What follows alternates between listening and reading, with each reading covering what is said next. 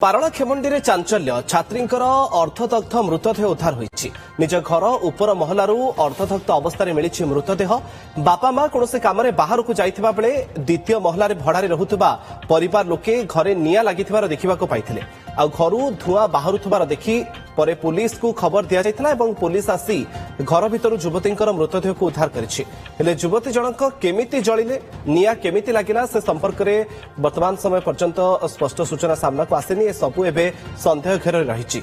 युवतींकर मानसिक अवस्था केमिति रहितिला, परिवार लोके कुआडे जाइथिले से सबु को नेई वर्तमान समय तदंत चलिछि। बड़ खबर वर्तमान समय पारला खेमुंडी रे चांचल्य जड़े छात्रींकर अर्धदग्ध मृतदेह उद्धार होईछि।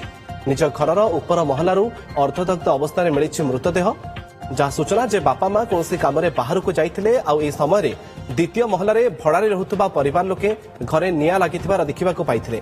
आउ घरू जेतेबेले धुआं बाहरुथिबार सेमाने देखिथिले से संपर्क रे पुलिस को सूचना दिया जाइथिला। पुलिस आसी घरू युवतींकर मृतदेह को उद्धार करिछि। युवती जनक केमिति जळिले निया केमिति लागिला वर्तमान पर्यंत जदिओ स्पष्ट सूचना सामना को आसेनी। सबकिछि संदेह घर रहिछि। युवतींकर मानसिक अवस्था केमिति थिला, परिवार लोके कुआडे जाइथिले सबुको नै वर्तमान समय तदंत जारी रहिछि।